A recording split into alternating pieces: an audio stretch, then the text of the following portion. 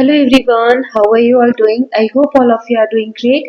So as you all know, we are doing chapters from class 6 NCERT of Science Curiosity. So we have started chapter number 10 and already done with 4 parts of this chapter. This is last part, that is part 5. In this part, we are going to see exercise, keywords, extra notes, summary of the chapter. So let us just start with the keyword. But before that, if you haven't watched all the previous videos, please go through the links given in the description box. चलिए एक एक करके सभी words को देख लेते हैं.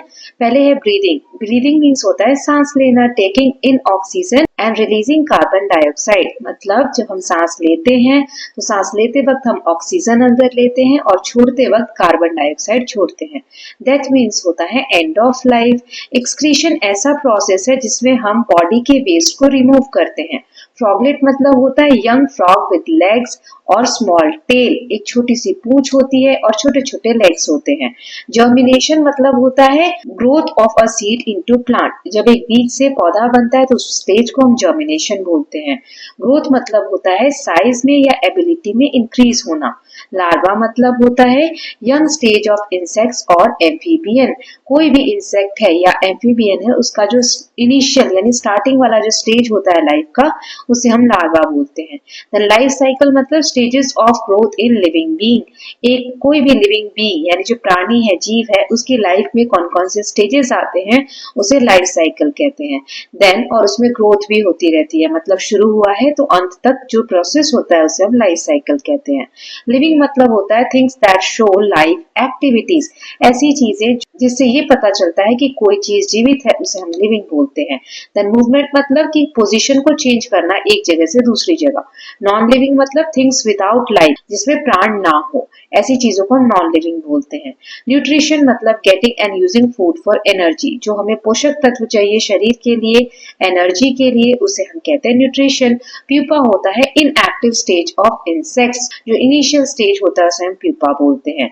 Then reproduction मतलब होता है अपने जैसे ही ऑफस्प्रिंग या बेबी को रिप्रोड्यूस करना, जन्म देना. रेस्पिरेशन मतलब सांस लेने की जो प्रक्रिया है. देन रेस्पॉन्स मतलब हमें एक्ट करना, reaction to a stimulus. Then stimulus मतलब क्या होता है a change causing a reaction. कोई चीज हुई है उसके लिए आप कैसे रिएक्ट कर रहे हो, उसे हम स्टिमुलस बोलते हैं. टेडपोल जो फ्रॉग होता है उसका यंग स्टेज में एक टेल भी होती है और कोई पैर नहीं होते, उस स्टेज को हम कहते हैं tadpole. Okay, now next is conclude. Conclude मतलब किसी डिसीजन पे आना. To decide based on evidence. Then create मतलब to make something new.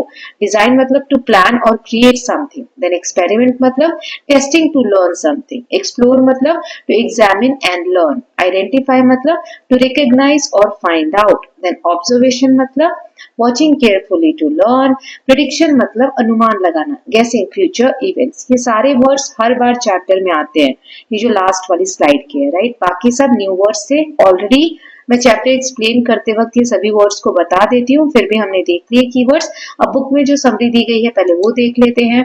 So the objects around us can be categorised into 2 types, living and non living. हमारे आसपास जितनी भी चीजें हम 2 टाइप्स में बांट सकते हैं, living and non living.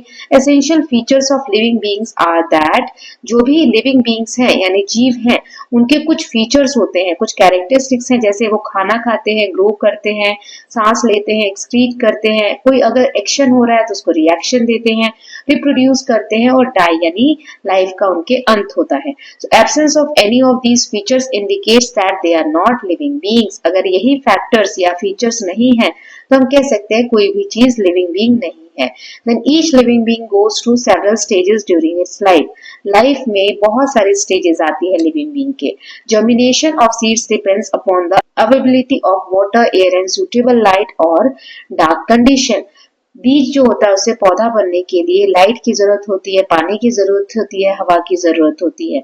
Then during germination of seeds, roots generally grow downwards while shoots grow upward.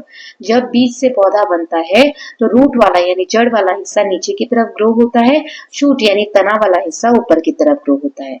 Then a plant's life cycle starts with seed germination. Plant की जो लाइफ साइकिल है, सीड से पौधा बनता है, फिर several stages of its growth and development, बहुत से ग्रोथ के और डेवलपमेंट के स्टेजेस आते हैं. These includes flowering and seed production. फूल आना, फल आना, बीज आना, ये सब क्या है, ग्रोथ के ही साइंस हैं. Seeds produced during their life cycle would germinate into new plants and the cycle continues. जो भी बीज हमें मिलते हैं उन्हें अगर हम दोबारा लगाएंगे तो फिर से ये साइकिल कंटिन्यू होती जाती है, right? Then life cycle of animal as a result of reproduction begin with a newborn that undergoes various stages of growth and development followed by an adult stage and finally death. The process of reproduction maintains the continuity of its kind. Animal में भी ऐसा ही होता है, पहले जन्म होता है, फिर धीरे धीरे बच्चा बड़ा होता है, एडल्ट स्टेज आती है और इसी तरीके से जो रिप्रोडक्शन है जिसमें ऑफस्प्रिंग या बेबी को जन्म देने की प्रक्रिया है उससे ये कंटिन्यूटी, ये साइकिल चलता रहता है. Then mosquitoes passes through the stages of egg, larva, pupa and adult. The life stages of a frog includes eggs, tadpoles, froglets and adult. जो मॉस्किटो होते हैं उनमें भी 4 स्टेजेस में लाइफ होती है और फ्रॉग का भी हमने देखा था, एग्स, टैडपोल, फ्रॉगलेट्स और एडल्ट्स होते हैं. Then in some living beings such as mosquitoes and frogs, significant changes occurs during the various stages of their life cycle. These changes can be seen in body shape, structure and sometimes even in the habitat. So हमने देखा था कि जो mosquito है, frog है, इनकी life cycle में बहुत सारे स्टेजेस होते हैं, इनके शेप चेंज होते हैं, स्ट्रक्चर चेंज होते हैं, इवन हैबिटेट. हैबिटेट मतलब क्या होता है? रहने की जगह. जैसे हमने देखा था कि जो फ्रॉग है वो इनिशियल स्टेजेस में पानी में रहता है और बाद में जब एडल्ट कंडीशन आती है या स्टेज आती है तो वो लैंड पार्ट पे भी रहता है. ठीक है, अब हम देख लेते हैं क्वेश्चन आंसर चैप्टर के. Let us enhance our learning. एक एक करके देखते हैं. पहला हमें सिमिलैरिटीज और डिसिमिलैरिटीज बतानी है life cycle of plants and animals. Plants और एनिमल्स की लाइफ साइकिल में क्या सिमिलैरिटीज हैं और क्या क्या चीजें अलग हैं वो बताना है. तो देखिए यहाँ पर मैंने लिखा है कि similarities both have distinct stages of development, both grows and reproduce to maintain the continuity of their kind. दोनों के बहुत सारे स्टेजेस हैं डेवलपमेंट में लाइफ के और वो रिप्रोड्यूस करते हैं और अपनी लाइफ साइकिल को ये कंटिन्यू में रखते हैं, राइट? डिफरेंसेस क्या है? प्लांट्स जो है बीज से बनते हैं लेकिन एनिमल बॉर्न होते हैं, जन्म लेते हैं, अंडे से होते हैं या directly from the mother. Then animals can move freely while plants are stationary. Animals जो होते हैं एक जगह से दूसरी जगह घूम सकते हैं लेकिन प्लांट्स जो है वो स्टेशनरी होते हैं. स्टेशनरी मतलब होता है कि प्लांट एक जगह से दूसरी जगह मूव नहीं कर सकते लेकिन एनिमल्स कर सकते हैं. अब नेक्स्ट क्वेश्चन है, the table on the next page shows some data. Study the data and try to find out examples appropriate for the conditions given in the second and third columns. If you think that an example for any of the conditions given below is not possible, explain why. यहाँ एक table दिया हुआ है, आप देख सकते हैं, और लिखा है यहाँ पर does it grow, does it respire. हमें यहाँ पर कुछ एग्जाम्पल्स फाइंड आउट करने और रिमार्क्स भी बताना है. जैसे पहला दिया हुआ है कि डज इट ग्रो मतलब ये ग्रो करता है तो नहीं. डज इट रिस्पायर, नो मतलब सांस भी नहीं लेता है, तो इसका एग्जांपल हो गया रॉक. रॉक यानी पत्थर. पत्थर ना तो ग्रो करता है ना सांस लेता है, क्योंकि इसके रिमार्क्स में लिख देंगे non living, does not show any life process. इसमें कोई भी लिविंग बींग्स के एक भी प्रोसेस या कह सकते हैं कि कैरेक्टरिस्टिक्स नहीं है. देन नेक्स्ट है नो यानी ग्रो नहीं करता है लेकिन रिस्पायर करता है. सो डोरमेंट सीड. सीड जो होता है हमारा ऐसा सीड जिसे हम उगा नहीं रहे लेकिन कभी भी उगाएंगे तो उससे पौधा बन सकता है, right? So respiration occurs even when there is no visible growth. जब ग्रोथ नहीं है फिर भी हमें रेस्पिरेशन यानी सांस लेने की प्रोसेस जो है वो दिखाई देती रहती है, क्योंकि जो बीज है वो जीवित होता है लेकिन डोरमेंट है. डोरमेंट मतलब अभी उसमें से पौधा नहीं लग रहा है लेकिन जब हम लगाएंगे तो उसमें से पौधा बनेगा. देन नेक्स्ट यस और नो मतलब ग्रो तो करता है, सांस नहीं लेता है. तो बलून, जैसे बलून अगर एयर फिल करें उसमें तो उसका साइज बड़ा होता जाता है लेकिन वो सांस नहीं लेता है. Then next is yes yes यानी ग्रो भी करता है, रिस्पायर भी करता है. तो इसमें आ जाएगा ह्यूमन. ह्यूमन जो है वो लिविंग बीइंग है जो ग्रो भी करते हैं और रिस्पायर भी करते हैं. ओके, नाउ नेक्स्ट देख लेते हैं. You have learned that different conditions are required for seed germination. How can we use this knowledge for proper storage of grains, pulses. हमने देखा कि बीज को उगाने के लिए, पौधा बनाने के लिए कुछ कंडीशंस की जरूरत होती है. तो हम जो ग्रेन्स और पल्सेस हैं, दाल हैं, उनको कैसे स्टोर करके रख सकते हैं अच्छे से ताकि वो प्रॉपर तरीके से ग्रो हो in future. So ensure grains and pulses are kept in dry and air tight containers to prevent moisture which triggers germination. हमें जो ग्रेन्स हैं, दाल है, अनाज है, उन्हें सूखी जगह पर रखना चाहिए, एयर टाइट कंटेनर्स में रखना चाहिए ताकि उसमें नमी ना आए, मॉइस्चर ना आए, जिसकी वजह से वो जमना ना स्टार्ट हो. Then store them in cool and dark places to avoid fungal growth and insect infestation, हमें उन्हें ठंडी जगह पर और अंधेरी जगह पर रखना चाहिए ताकि उसमें फंगस ना आए और इंसेक्ट इन्फेस्टेशन ना हो, मतलब कीड़े मकोड़े ना लगे। देन नेक्स्ट है, you have learn that a tail is present in a tadpole but it disappears as it grows into a frog. What is the advantage of having a tail in the tadpole stage? हमने देखा था कि frog जब छोटा होता है, जब tadpole वाली स्टेज होती है उस वक्त उसकी टेल भी होती है, तो टेल से क्या मदद मिलती होगी? So tail helps tadpole swim efficiently in water, enabling them to find food and avoid predators during their aquatic stage. So जब उस स्टेज में होते हैं टेडपोल, तो पूंछ की मदद से, टेल की मदद से वो पानी में, क्योंकि वो पानी में रह रहे होते हैं, तो अच्छी तरीके से स्विमिंग कर सकते हैं, अपना खाना ढूंढ सकते हैं, यानी कि शिकार कर सकते हैं एक्वेटिक स्टेज में। एक्वेटिक मतलब होता है जब वो पानी में रह रहे हैं। Okay, now Charan says that a wooden log is non living as it can not move.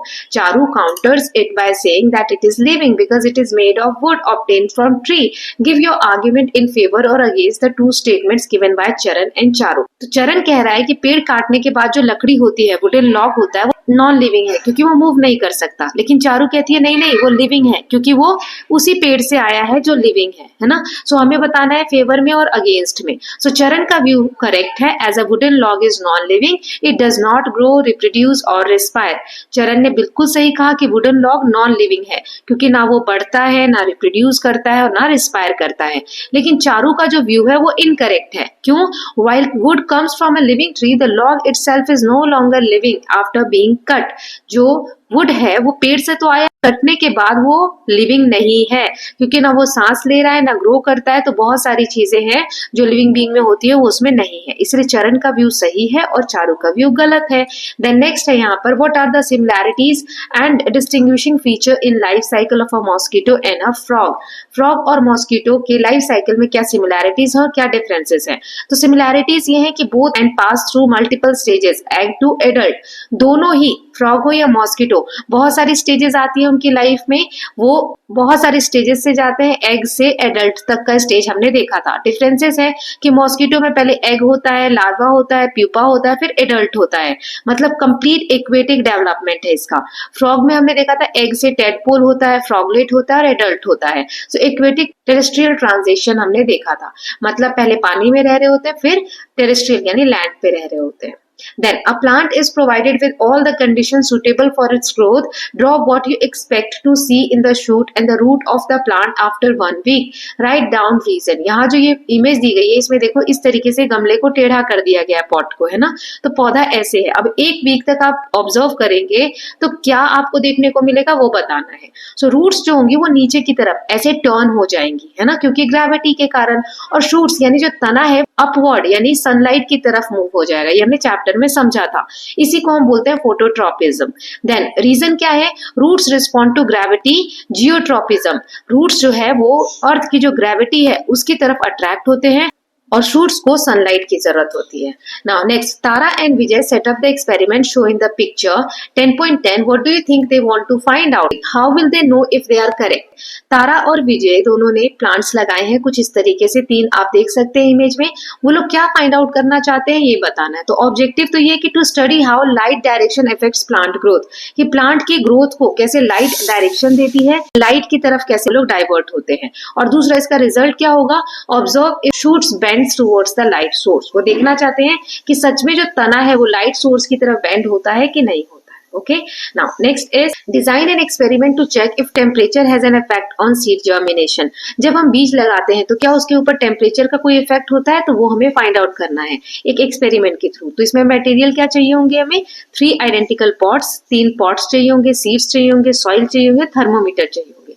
So steps है, place 1 pot in a cold environment, 1 at room temperature and 1 in a warm place. हमें तीनों pot को अलग अलग environment में रखना है, जहाँ एक तो ठंडी जगह हो या फिर नॉर्मल जगह हो और एक गर्म जगह पर। Water all pots equally and observe germination. पानी देना है हमें तीनों पॉट्स में और फिर देखना है कि जर्मिनेशन होता है कि नहीं। ऑब्जर्वेशन है, germination speed and success will worry with temperature. जैसे जैसे टेम्परेचर कम या ज्यादा होता है इसी हिसाब से बीज के उगने की जो प्रक्रिया है वो धीरे या फास्ट होती है। ओके, ये सारे क्वेश्चन हमने देख लिए। Now next is learning further, कुछ एक्स्ट्रा एक्टिविटीज हैं, इसमें कुछ क्वेश्चंस हैं, एक एक करके देखते हैं। पहला है make a field trip to a local garden, interact with the gardener to learn about various conditions and the time required for the growth of various plants. आप अपने आसपास के किसी गार्डन में जा सकते हैं और वहां पे जो भी गार्डनर है, माली है, उससे बात कर सकते हैं कि कौन सा पौधा कितना समय लेता है उगने के लिए और उसकी ग्रोथ का क्या प्रोसेस है, राइट? ये आपको खुद करना है। Then next, can we grow plants without germinating their seeds, explore and cite some example. क्या हम प्लांट को बीज उगाए बिना, मतलब जर्मिनेट किए बिना ग्रो कर सकते हैं? हमें कुछ एग्जांपल देने हैं। तो यस, हम कर सकते हैं। Some plants like money plants और rose grow from stem cutting and not seeds. जो गुलाब का पौधा होता है या फिर मनी प्लांट होता है, इसके स्टेम से, यानी छोटा सा अगर आप स्टेम पार्ट कट कर लेते हैं, तना, और उसको भी लगाते हैं तो हम नया प्लांट ग्रो कर सकते हैं, उसमें बीज से लगाने की जरूरत नहीं होती है। Okay, now next is observe the life cycle of 5 plants grown at home, school or in nearby garden. Create a picture book containing pictures of various stages of their growth. Write the name of each plant and duration of each of its stage. अब हमें 5 ऐसे कोई से भी plants आपके घर में या स्कूल में या कहीं पे भी गार्डन में हो, उनकी हमें पिक्चर्स बुक में कंटेन करनी है, लिखनी है कि कैसे वो धीरे धीरे ग्रो होते हैं, उनके बारे में लिखना है। तो मैं यहाँ पर लिख कर बता रही हूँ। जैसे टमेटो देखोगे तो पहले हम सीड लगाते हैं, जिसके सीड स्मॉल राउंड शेप के होते हैं, उनको हम लगा देते हैं। फिर स्प्राउट, उसमें से छोटे छोटे स्प्राउट्स पॉपअप होते हैं मिट्टी में से। फिर फ्लावर्स आते हैं येलो कलर के, और उसके बाद ग्रीन टमेटोज ग्रो हो जाते हैं, बाद में रेड कलर में कन्वर्ट हो जाते हैं। फिर बीन की सीड हार्ड शाइनी होती है और उसे हम प्लांट करते हैं, उसमें से भी स्प्राउट निकलते हैं। सीड जो है वो स्प्लिट हो जाता है 2 पार्ट्स में, उस बीच में से शूट निकलता है। फिर फ्लावर्स आते हैं व्हाइट और पर्पल कलर के, देन फ्रूट्स आते हैं जिसमें से बीन पॉट्स ग्रो होते हैं। फिर सनफ्लावर है, इसके सीड होते हैं ब्लैक और उसपे व्हाइट स्ट्रिप होती है, उसको हम लगा देते हैं। फिर एक स्मॉल ग्रीन स्टेम आती है जिसमें से 2 पत्ते आते हैं। फिर बड़े बड़े येलो फ्लावर्स आते हैं और इसी फ्लावर के बीच में सीड्स होते हैं। Okay, now next is mint. Mint जो होता है पुदीना, उसके स्टेम को हम प्लांट करते हैं, नए पत्ते आने लगते हैं उसमें, फिर छोटे छोटे पर्पल कलर के फ्लावर उसमें आने लगते हैं। देन मैंगो, इसको हम सीड से लगाते हैं, जब प्लांट बड़ा होता है फिर उसके स्टेम आने शुरू होते हैं, उसपे कुछ पत्ते आते हैं, फिर वो एक बड़ा पेड़ बनता है, उसपे छोटे छोटे व्हाइट कलर के फ्लावर आते हैं, फिर मैंगो आते हैं उस फ्लावर में से, और वो जब पक जाते हैं उनको खा लेते हैं। Then next is try to observe some of the stages in life cycle of a butterfly or a moth. Are these stages similar to the stages in the life cycle of a mosquito? जो moth होता है या butterfly होता है, क्या उसकी जो life cycle है वो मॉस्किटो की लाइफ साइकिल जैसी होती है? चलिए देखते हैं लाइफ साइकिल ऑफ बटरफ्लाईज या फिर मॉथ। एग, टाइनी एग होते हैं जो पत्ते पे दिए जाते हैं, फिर उसमें से लावा यानी कैटरपिलर होता है। Caterpillar hatches and Yeats lot of leaves. सारे कैटरपिलर जो एग में से निकलते हैं, जिन्हें लार्वा भी कहा जाता है, वो पत्तों को खाते हैं। Then it grows bigger and changes its skin many time. फिर वो धीरे धीरे बड़े होते जाते हैं और अपनी स्किन को चेंज करते हैं। देन प्यूपा, प्यूपा यानी ककून। सो कैटरपिलर जो है वो स्पिन करता है एक कोकून को और उसके अंदर वो खुद रहता है और फिर वो धीरे धीरे बटरफ्लाई या मॉथ में कन्वर्ट हो जाता है। अडल्ट एक बटरफ्लाई आपको देखने की मिलती है या फिर moth emerges, spread its wings and fly. उसके बाद उसमें से एक अडल्ट ब्यूटीफुल बटरफ्लाई आती है और वो स्प्रेड करके अपनी विंग्स को, पंखों को उड़ जाती है। Now next is, in your opinion, would the environment affect the life cycle of insects? Explore the list the factors that affect the life cycle of insect. क्या environment का कोई impact होता है insect की life cycle पे?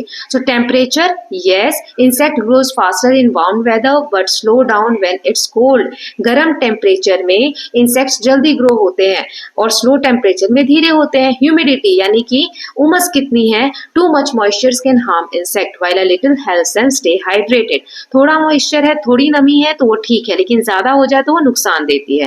Then food, insect need plenty of food like leaves, nectar और other bugs to grow and stay healthy. Insects को बहुत सारे फूड चाहिए, फूलों में से जो रस आता है जिसे हम नेक्टर बोलते हैं वो चाहिए ताकि वो अच्छे से ग्रो हो सके और हेल्दी रह सके, राइट? नाउ नेक्स्ट दिया हुआ है, let us create, add more lines to the incomplete poem given below, include information on different stages in development of a frog. You may also draw and paint each stage as it appears in your poem. यहाँ पर एक poem दी गई है जो अधूरी है, हमें इसे कंप्लीट करना है। इस पूरी पोएम में फ्रॉग कैसे डेवलप होता है, उसकी लाइफ साइकिल के डिफरेंट स्टेजेस को बताना है। So in shaded and grassy bogs there lived a groups of frog. एक घास जैसा एरिया है, घनी घनी घास है जहाँ पर बहुत सारे फ्रॉग रहते हैं। They happily sang from dusk to in double bass going on and on, और वो वहां पर सुबह से लेकर शाम तक टर टर की आवाज करते रहते हैं। One day sitting beside a reed female frog thinks it's time to breed. फिर एक समय ऐसा आता है कि जो फीमेल फ्रॉग है उसे लगता है कि अब अंडे देने चाहिए, मतलब ब्रीडिंग का टाइम आता है। तो अब इसके आगे हम कैसे कंप्लीट करेंगे, मैंने कुछ लाइनें लिखी हैं, आप अपनी तरफ से भी क्रिएट कर सकते हैं। So eggs in jelly soft and round floating gently in water found. सो यहाँ पर देखिए ये वाला स्टेप फर्स्ट वाला, यहाँ पर एग्स इस तरीके से गीले गीले एरिया पे जहाँ वाटर होता है वहां पर फीमेल जो फ्रॉग है वो ले डाउन करती है।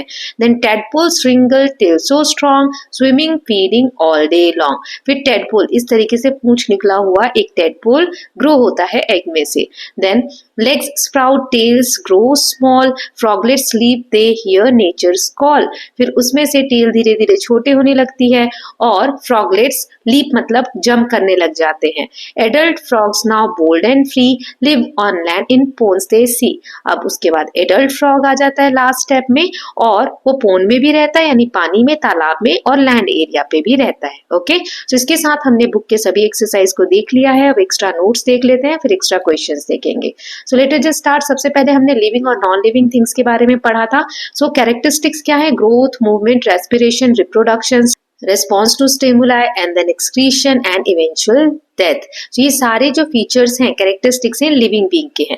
फिर है एग्जांपल ऑफ नॉन लिविंग, तो rock, pencil, books etcetera, as they do not show life characteristics. जीवन के जो भी कैरेक्टरिस्टिक्स हैं जैसे ग्रो करना, मूवमेंट करना, ये सब नॉन लिविंग में नहीं होता है, जैसे कि रॉक, पेंसिल या book.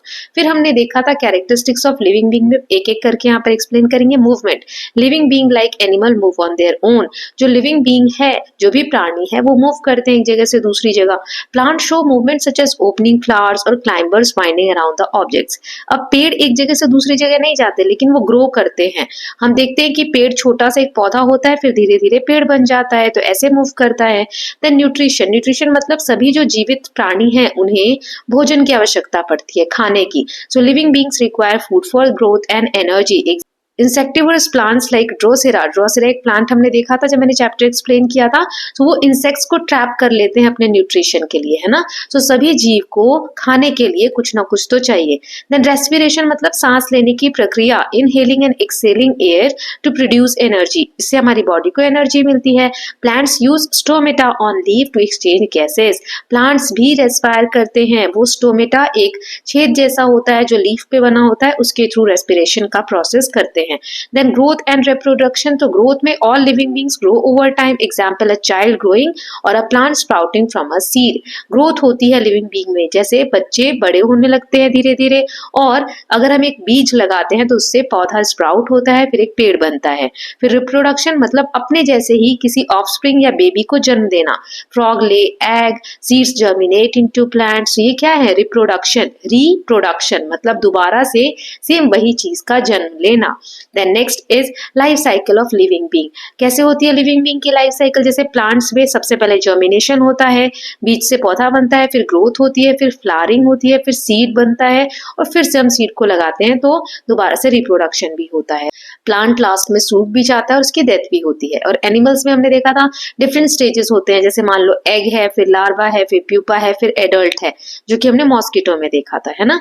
Then next is seed germination. सो क्या क्या कंडीशन चाहिए बीज से पौधा बनने के लिए, एयर, वाटर और सुटेबल टेम्परेचर, ना ज्यादा गर्मी ना ज्यादा ठंडी, या फिर किस मौसम में हम बीज को लगा रहे हैं वो बहुत मैटर करता है। So this experiment shows that excess water और lack of air can prevent germination. अगर हम प्लांट को ज्यादा या बहुत कम पानी देते हैं, हमने एक्सपेरिमेंट में देखा था चैप्टर में, तो भी प्लांट सही से ग्रो नहीं करता है, उसके लिए हमें सही मात्रा में पानी देना होता है। देन लाइफ साइकिल के एग्जाम्पल हमने देखे थे। फ्रॉग में क्या देखा था, पहले एग होता है, फिर टेडपोल, फिर फ्रॉगलेट, फिर एडल्ट फ्रॉग। ऐसे ही मॉस्किटो में देखा था एग से लावा, लावा से pupa, then adult mosquito. Then next हमने देखा था importance of life process. Processes like respiration, nutrition and reproduction ensure survival and continuation of species. दोबारा से एक ही जैसी स्पीस अगर बच्चे जन्म नहीं लेंगे तो आगे हम जैसे जीव देखने को नहीं मिलेंगे, मानव जीव जो है ना। तो इसीलिए जो रिप्रोडक्शन एक प्रोसेस है जिससे कि सेम जो प्राणी है, सेम जो स्पीसीज है, वो आगे कंटिन्यूटी में उनका सर्वाइवल होता रहता है।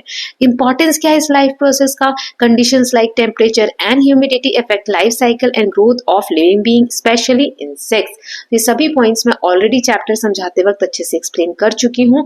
आप एक बार सभी चैप्टर्स के जो पार्ट मैंने बनाए हैं ना, ये लास्ट पार्ट है, एक बार सभी पार्ट्स को फास्ट डबल स्पीड पे करके या 1.5 स्पीड पे करके देख सकते हैं। ओके, चलिए अब इसके एक्स्ट्रा क्वेश्चन देखते हैं। पहले ऑब्जेक्टिव्स देख लेते हैं।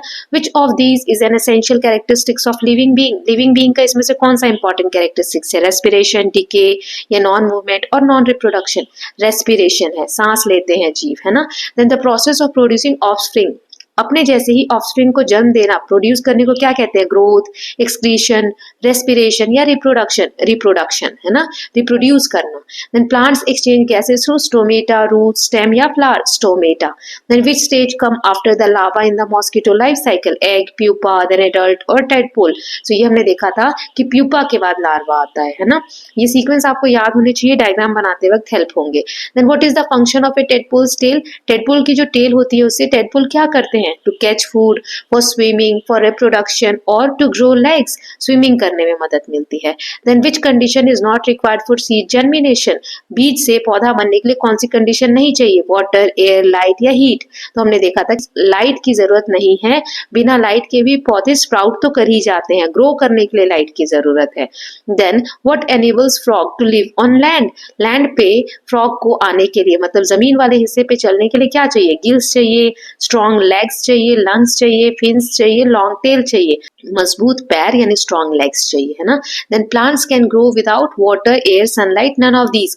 सनलाइट के बिना प्लांट ग्रो होते हैं, स्टार्टिंग में हमने देखा था, right.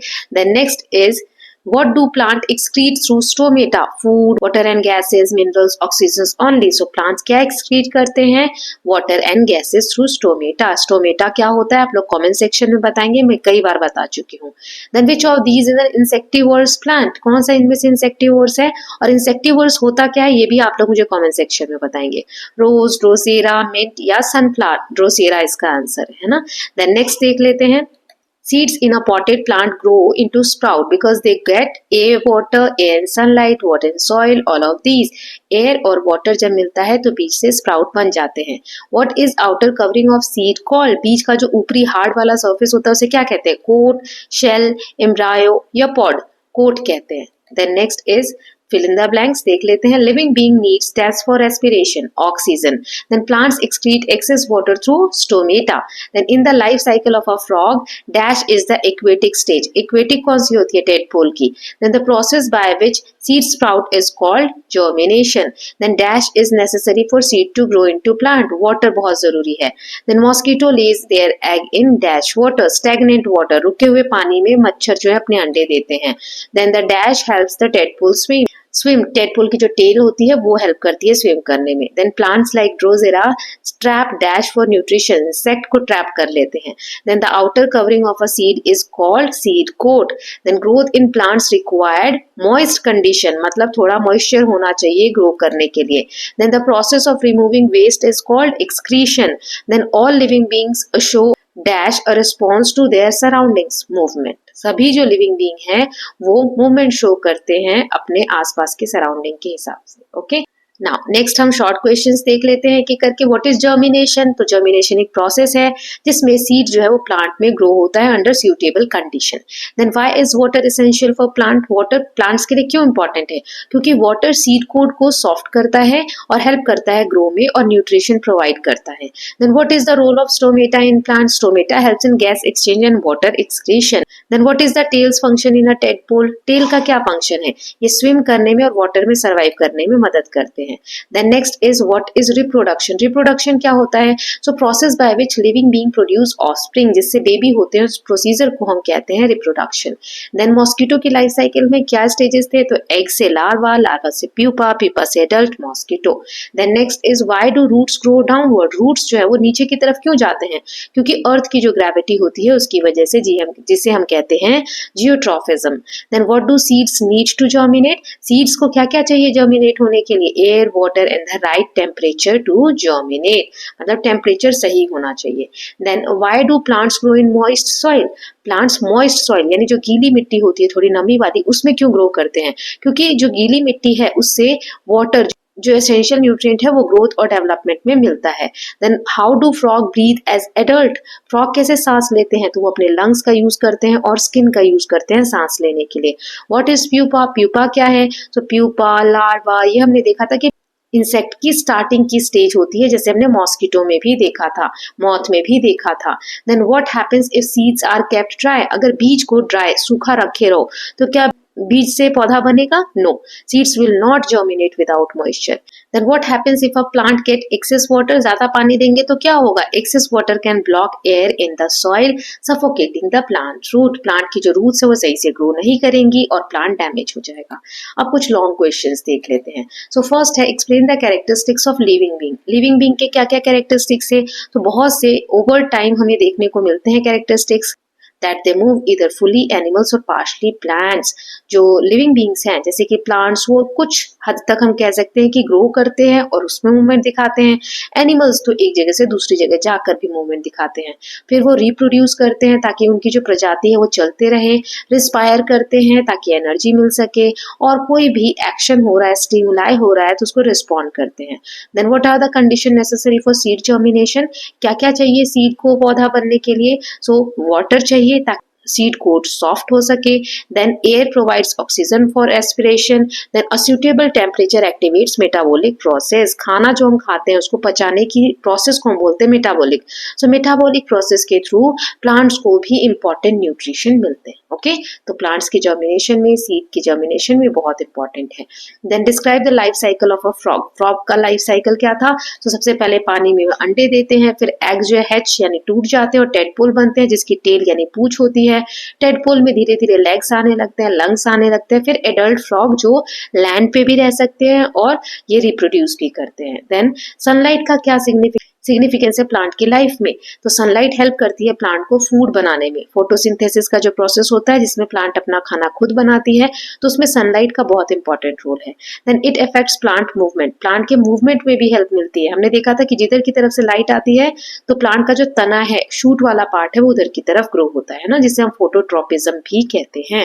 Then next is mosquito का लाइफ साइकिल बताना है तो मॉस्किटो सबसे पहले हमने देखा था पानी में पत्ते पे या किसी चीज पे वो एग्स देते हैं, फिर एग्स फूट जाते हैं, उसमें से लार्वा बनता है, फिर प्यूपा बनता है, फिर प्यूपा ट्रांसफॉर्म हो जाता है एडल्ट मॉस्किटो में capable for reproduction. Then describe the process of seed germination with its stages, seed germination की क्या प्रोसेस है, तो सीड एब्जॉर्ब करते हैं वाटर और कोट को सॉफ्ट करते हैं, roots grow downward and shoots grow upward, फिर leaves appear and the plant start growing. तो ये हमने देख लिया कि किस तरीके से सीड जर्मिनेट होता है, क्या क्या स्टेप्स हैं। So with this students we are done with chapter number 10 and its last part, part number 5। हमने पूरा चैप्टर देखा, इसको समझा अच्छे से, 5 पार्ट्स बनाए हमने जिसमें हमने चैप्टर को समझा, बुक की एक्सरसाइज देखी, समरी देखी, कीवर्ड्स देखे, फिर एक्स्ट्रा नोट्स देखे और एक्स्ट्रा क्वेश्चंस देखे।